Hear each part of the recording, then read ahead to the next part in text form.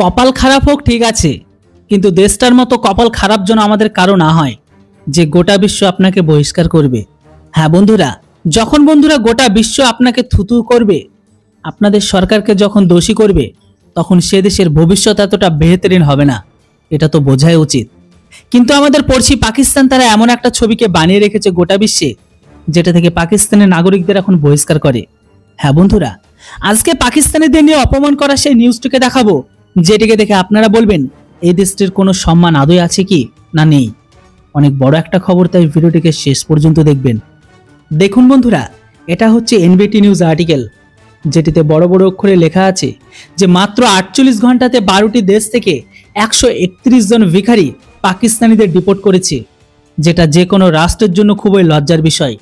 এটা শুধুমাত্র 2 দিনের জন্য 12টি দেশ থেকে মাত্র একদিনে পাঠিয়েছে। ভাবুন একদিনে কত হতে পারে।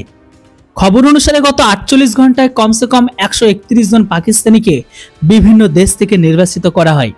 এর মধ্যে অধিকতার সেই সমস্ত লোক যুক্ত আছে যারা বেশিরভাগগুলো চুরি, ভিক্ষা, নেশার সাথে দ্রব্যের সাথে যুক্ত ছিল। এছাড়া ছিল আরও অনেক, কারণ ইমিগ্রেশন আধিকারিকের কথা অনুসারে পাকিস্তানের অবৈধভাবে দেশের বিভিন্ন জায়গায় থাকা প্লাস অবৈধ কাজকর্মের সাথে যুক্ত, যেখানে ইউএই, সৌদি আরব এই সমস্ত দেশগুলোতে এদের অপকর্ম সব থেকে বেশি। এমনকি এই ঘটনার পরে ইউএই তো পাকিস্তানিদের তাদের ঘরের ভেতরে ঢুকতেই বারণ করে দিয়েছে। অন্য দেশের কথা বললে ওমান, কম্বোডিয়া, বাহরাইন, আজারবাইজান, তুর্কি, ইরাক আর মেক্সিকোর মতো আরও অনেক দেশ পাকিস্তানিদের বাইরে বের করে দিয়েছে। এমনকি স্বয়ং চীনও পাকিস্তানিদের জেলে ভরে রেখেছে। চারিদিক থেকে আসায় এই খবরে পাকিস্তানের বেঁচে থাকার সম্মানটাও মাটিতে মিশিয়ে দিল।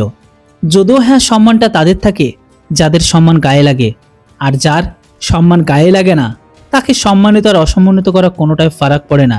এর দুটো উদাহরণ হচ্ছে পাকিস্তান আর বাংলাদেশ। খবর তো এখন এটাও শুনতে পাওয়া যাচ্ছে চায়নার টপ টেলিকমিউনিকেশন কোম্পানি পাকিস্তানে নিবেশ করা থেকে বারণ করে দিয়েছে। আপনারা স্ক্রিনে যে ছবিটিকে দেখছেন, এটা তুর্কি থেকে আসছে, যেখানে কমসে কম 9 জন পাকিস্তানিকে হাতে হ্যান্ডকাপ লাগিয়ে তুর্কির এয়ারফোর্স ডিপোর্ট করার জন্য প্লেনে বসাচ্ছে। সার্ভের কথা অনুসারে এই বছর 10,000 পাকিস্তানিকে এই জন্য ডিপোর্ট করা হয়েছে যে এই সমস্ত লোকগুলো অন্য দেশে গিয়ে হয় ড্রাগকে বিক্রি করে, না হলে ভিসা শেষ হওয়ার পরেও সেখানে অবৈধভাবে থেকে যায়।